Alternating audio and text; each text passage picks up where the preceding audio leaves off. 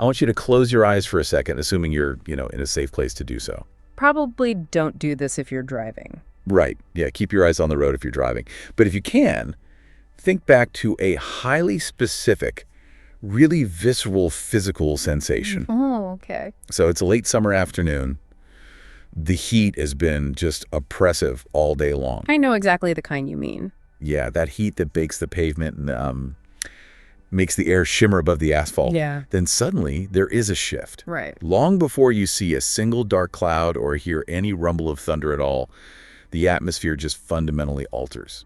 The air gets incredibly heavy. Exactly. The barometric pressure drops, and you can literally feel it in your sinuses. You feel it in the tiny hairs on your arms, too. You really do. Yeah. And the ambient noise of the neighborhood just sort of cuts out. The birds go dead silent. The birds go completely silent, and the undersides of the leaves on the trees flip upward in this, really eerie, pale silver display. Yeah, they're reacting to a wind pattern that hasn't even arrived yet. Right. And your dog starts pacing around the living room. Because the environment is basically telegraphing a massive kinetic release. Yeah. And, biology has spent millions of years tuning our nervous systems to detect those exact microfluctuations in pressure and humidity. Because if you missed it? Because missing them meant getting caught out in the open. Right. Our ancestors survived by feeling that really heavy, charged buildup, that wetness before the rain. Wetness before the rain. I love that phrasing. And the thing is, we still have that evolutionary hardware. We do. But we live in an information environment that just completely ignores it. Oh, entirely. We operate in this world that basically waits for the lightning to actually strike our house before acknowledging that a storm even exists. We wait for the definitive headline. Exactly. Yeah. The breaking news alert, the final quarterly report. And so the mission of today's Deep Dives is centered on a text that demands a total rewiring of how we interact with information. It's a fascinating piece. It really is. It's called the silent shift, sensing the global field. And the goal here is not to analyze some past historical event. No, not at all. For you, the listener, someone who wants to stay informed without drowning in the absolute exhaustion of the daily news cycle, this text offers a radical blueprint. It's a framework for moving away from our addiction to the breaking wave, right? Yeah, and returning to our innate ability to read that ambient pressure. Well, the foundational argument of this text is that traditional reporting is just structurally flawed. Structurally flawed. How so? Because it is inherently retroactive. Our society constantly conflates news with events. But an event is really just the final visible climax of a incredibly long sequence of invisible conditions. Right. Things don't just happen out of nowhere. Exactly. A supply chain doesn't just snap on a random Tuesday. Right. A financial market doesn't just spontaneously evaporate at 9:30 in the morning. Right. Those systems were fracturing for months. Months, sometimes years.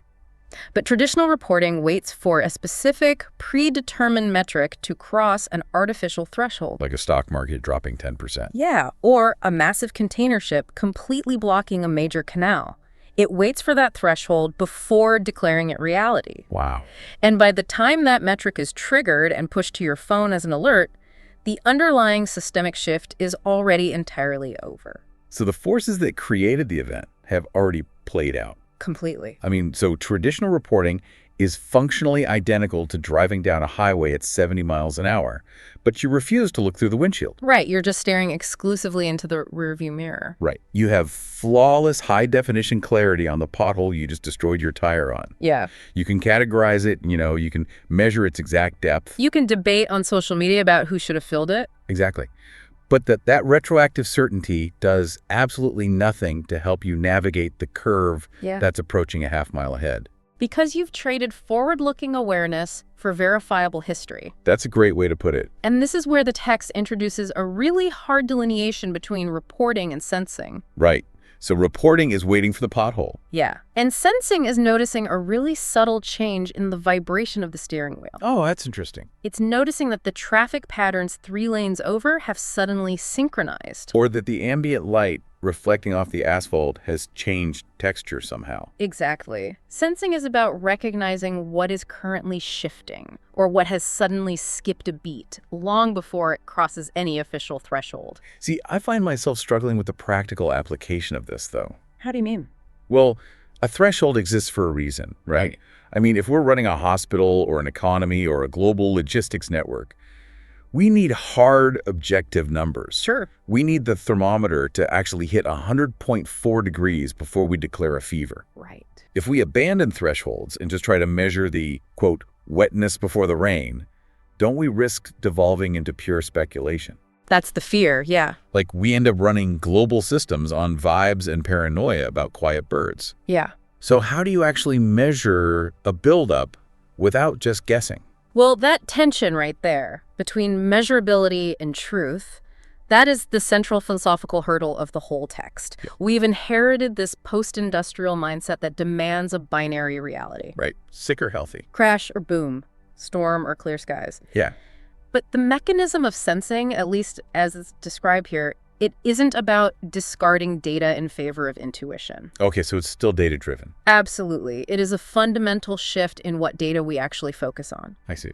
We are moving our attention away from the localized climax of an event, and we're aiming it directly at the state of the broader field itself. Which requires looking at derivatives, right? Like the rate of change rather than just the absolute number. Yes, exactly. Let's map this onto the 2008 financial crash, because I feel like that is the ultimate example of the breaking wave versus the buildup. Oh, 100%. The traditional reporting metrics, like the credit ratings of those mortgage-backed securities, the housing prices, those were all glowing green right up until the collapse. Right. The thresholds looked absolutely perfect. But the state of the field was screaming. Screaming. And the people who actually saw 2008 coming, they were the ones sensing the anomalies in the field. Right.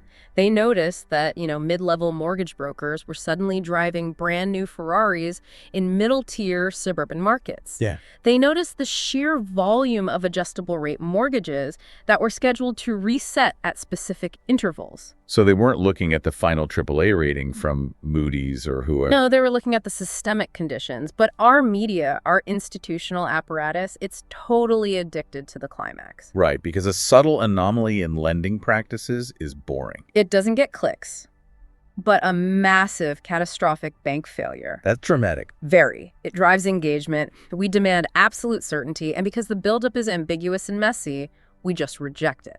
We demand someone tell us definitively what is happening right this second. Yeah, but by demanding certainty, we're essentially demanding to be late. Wow. Demanding to be late. Yeah. Because if I wait for the Wall Street Journal to publish a definitive headline saying an industry has permanently altered its business model, it's over.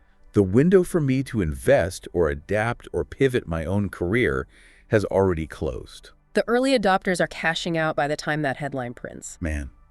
So, to escape this trap, the text introduces the architects of a completely different kind of weather report. Yes, the sensors. Right. Because the sensing of the global field isn't being done by a human analyst sitting in a cubicle. No.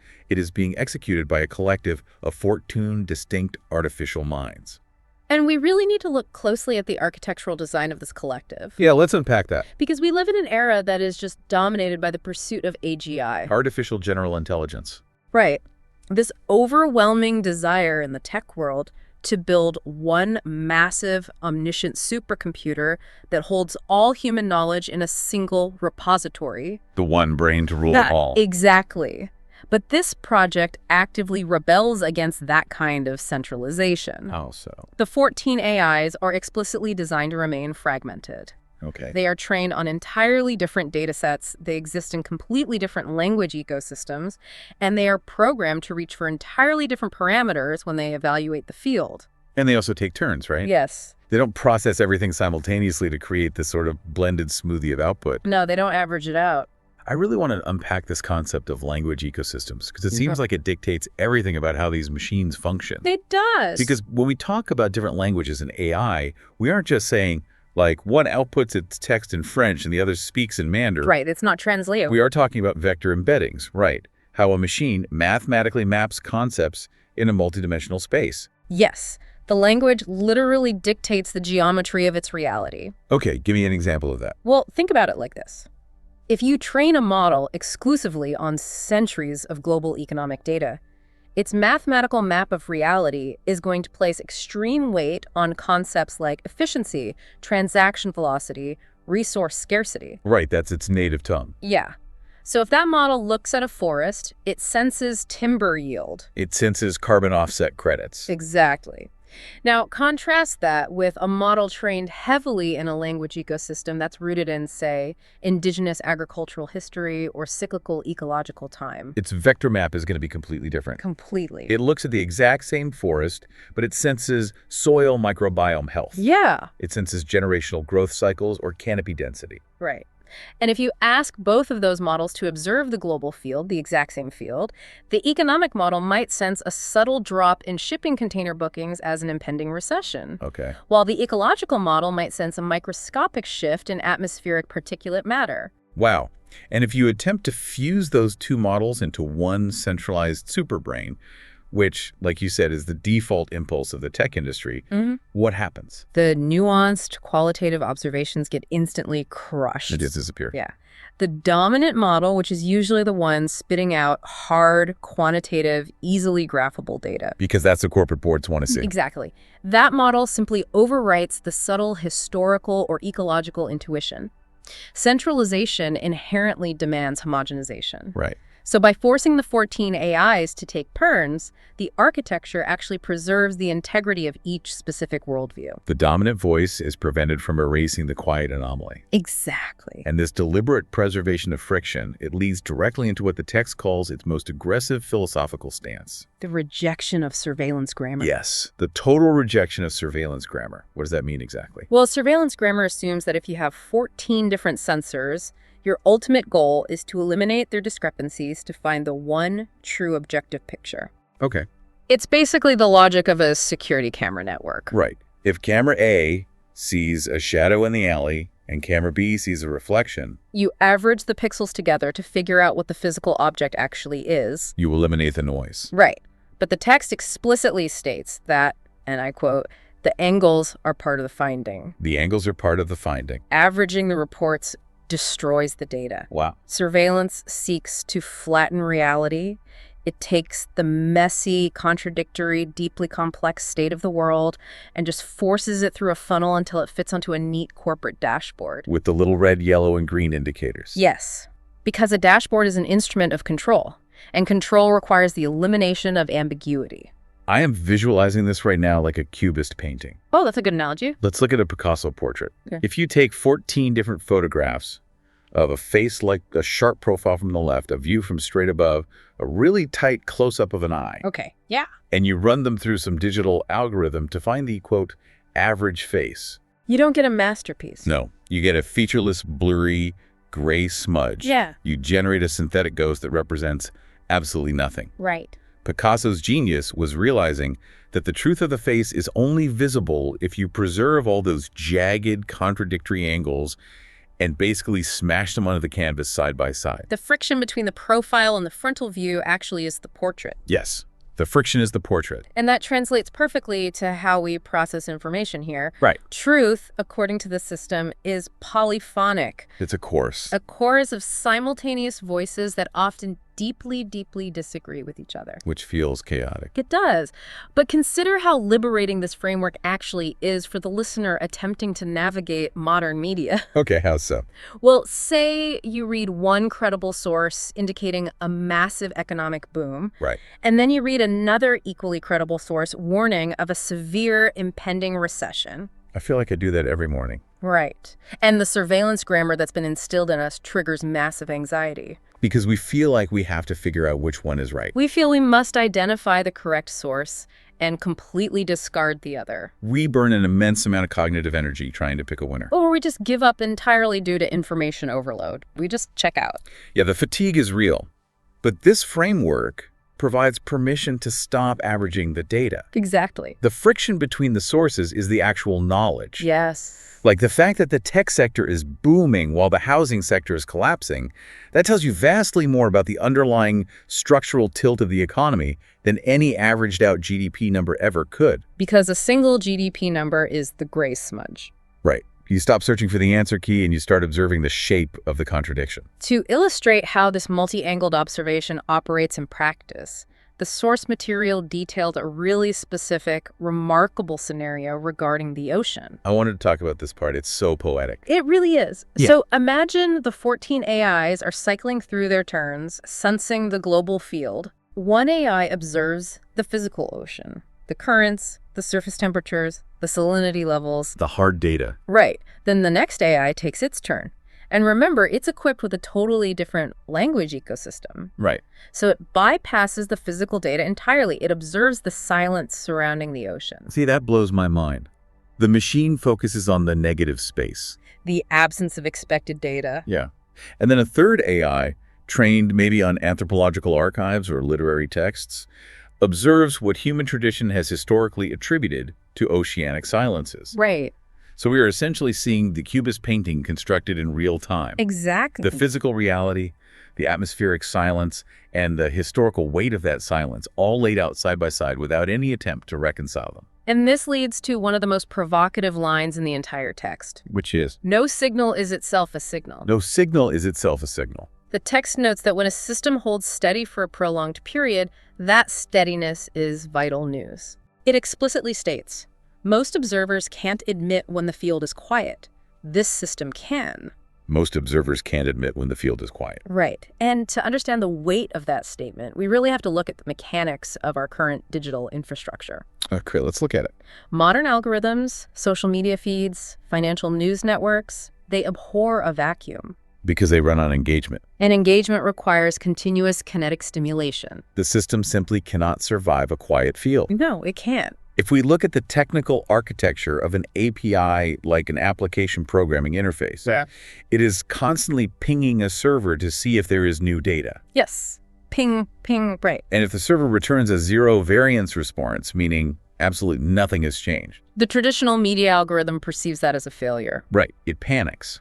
So it will dig deeper into the noise floor until it finds a microscopic, totally irrelevant fluctuation. Like a minor celebrity quote. Or a tiny dip in a random commodity price somewhere. And then it magnifies it into a full-blown crisis just to keep the machinery humming. It actively manufactures a breaking wave. Yes. We are bombarded with artificial volatility because the financial model of the platform demands it. That is so exhausting to realize. It is. And it takes immense architectural courage to build an observation system that simply looks at the global field and returns the output. The field is quiet. But the utility of that silence is just massive. Oh, it's a game changer. Because if I am an analyst, or honestly, just a regular person trying to manage my own baseline anxiety, Right. knowing that the field is genuinely quiet is incredibly actionable data. Yes. If the 14 AIs confirm a sustained steadiness in a system, it gives me permission to log off. It tells you that the underlying structural patterns are currently locked and holding. I don't need to go scrolling for a manufactured panic. Exactly. Acknowledging the absence of noise is the ultimate filter for finding the true signal. It protects your cognitive bandwidth. But the text pivots here. It explains why human institutions are structurally incapable of noticing this silence or noticing the connection between, say, an economic metric and an anthropological tradition. Okay. It moves into the concept of shattering disciplinary silos. Silos. The text asserts that the way we currently organize academic and professional intelligence, it almost guarantees the crosscuts go unseen. Okay, let's ground this in a very practical reality. Because human intelligence is fiercely compartmentalized. Highly. We put the sociologists in one university building over here. Right. The agricultural biologists are in another building entirely. And the supply chain logisticians are in a corporate park across town. Exactly. And the professional mandate for an expert is to report strictly within their silo. Yes. So a supply chain expert spends their entire career reading logistics journals, optimizing warehouse throughput, tracking shipping lane congestion. They become brilliant at navigating the internal logic of their specific domain. Right. But the wetness before the rain never respects those artificial boundaries. Never. A systemic global shift will always bleed across disciplines. Right. Imagine a scenario where a really subtle shift in rural demographics, something tracked only by a handful of niche sociologists, coincides with a minute change in soil acidity that's being tracked by botanists. Right. The supply chain expert, who is staring strictly at their shipping dashboards, will remain entirely blind to the impending agricultural collapse until the raw materials literally fail to arrive at the warehouse. Wow. They missed the crosscut because they were only looking for the event within their designated parameters. Exactly. And the text describes the AI collective's solution to this blindness with a brilliant phrase. What's the phrase? Sensing across, not reporting within. Sensing across. If the AI notices a mathematical anomaly like a skipped beat in a biology journal, and a geometrically similar skipped beat in an economics paper published on the exact same day. It just puts them in the same room. Yes. It takes those two orphan data points, strips away all the academic jargon, and just points at the shared rhythm. That's fascinating. We can trace this to the mathematical concept of cosine similarity in machine learning. Okay, break that down for me. So the AI is mapping millions of concepts in high-dimensional space. Right. It doesn't care that one paper is filed under microbial nutrient uptake and the other is filed under consumer liquidity. The labels don't matter to it. Right. It just calculates the mathematical distance between the vectors. If two entirely disparate systems begin vibrating at the exact same frequency, the AI flags the resonance. Which completely bypasses our human bias about what subjects are, supposed to be related. Precisely. See, I think this is a highly actionable framework for the listener. No, definitely. Like, how do you actually apply sensing across to your own life? Say you are trying to understand the local housing market. Okay. Good example. If you followed the traditional reporting path, you read Zillow reports, you read mortgage rate forecasts, you check real estate blogs. Right, you are trapped within the silo. Yeah, you're reading the exact same delayed metrics as everyone else. So to sense across, you have to step outside that ecosystem entirely. Right. You look at data from local hardware stores regarding the sales volume of moving boxes or interior paint. Well, that's smart. You look at the availability of U-Haul truck rentals in specific zip codes. Or like utility hookup requests. Exactly. You are seeking out alternative language ecosystems that rhyme with housing mobility but aren't explicitly categorized as real estate data. You are actively searching for the unseen crosscuts that precede the breaking wave of a housing boom or bust. You train yourself to see the angles as the finding. Right, but this inevitably builds to a critical climax. How do you mean? Well, if we build this incredibly sophisticated architecture, 14 diverse AIs, calculating cosine similarities across all global data, mapping silences, and identifying all these crosscuts, what is the final output? Like, what is the grand conclusion they print out for humanity to read? This is where the text executes its most profound subversion. Okay. It outlines the strict operational boundaries of the collective. The text states, we don't predict, we don't conclude, we don't tell you what it means. Wait, really? The system explicitly refuses to synthesize the data into a final answer. It's an absolute refusal to provide the headline. Yes. So what does it do? Their entire function is to map the field, name what is shifting, name what is holding, point at the anomaly, and this is the linchpin here, let the observer feel it. Let the observer feel it. The text argues the findings are the entry points. The field is the subject. That is so counterintuitive to how we use technology right now. Oh, completely. We are conditioned by consumer tech to expect a totally frictionless answer. Right. We want the map app to just give us the single fastest route highlighted in bright blue. We want the search engine to give us the definitive answer in a bolded snippet at the top of the page. We want the machine to do all the cognitive labor of synthesis for us. But this text warns that offloading the synthesis actually removes the human from reality.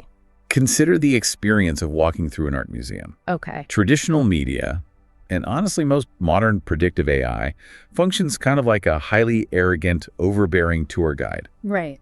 You walk up to a really complex painting, and before you can even process the image yourself, the guide is loudly lecturing you.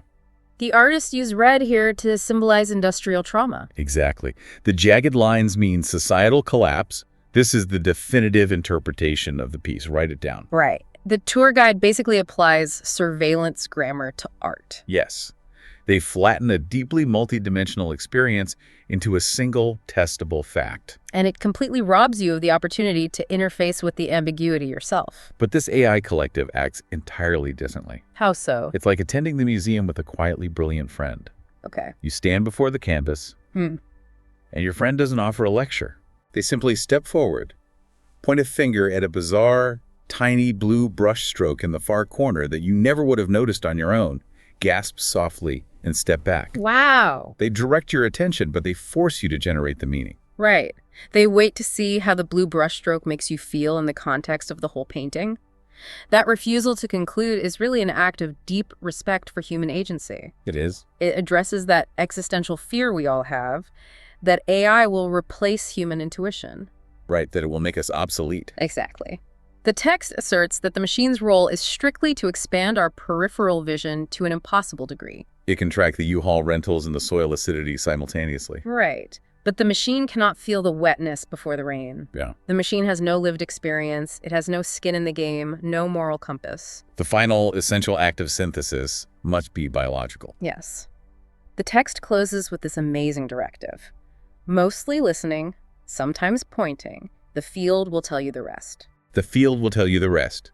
So if the machine points you to the unseen crosscut, your own human intuition is the instrument that decides whether that crosscut requires action. Exactly. We are no longer passive victims just waiting for the storm to break. We are active participants in sensing the buildup. Yes. We've traced a really massive arc here today. We have. We diagnosed the fatal flaw of the rearview mirror, the inherent lateness of waiting for metrics to cross a threshold. We examine the architectural necessity of friction, why 14 distinct language ecosystems must take turns to prevent the homogenization of reality. Right.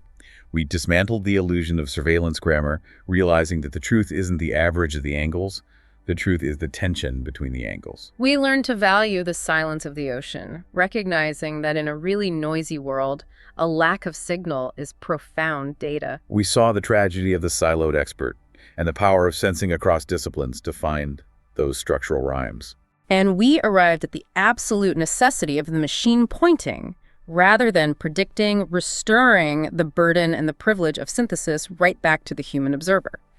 But, you know, there is a final layer to this paradigm shift that we really have to explore before we wrap up. Okay. It's a concept the text kind of hints at, a haunting implication of what happens when we actually implement this at scale. Oh, I know where you're going with this. We have spent this entire time talking about the observer us, the listener learning to read the field. Right.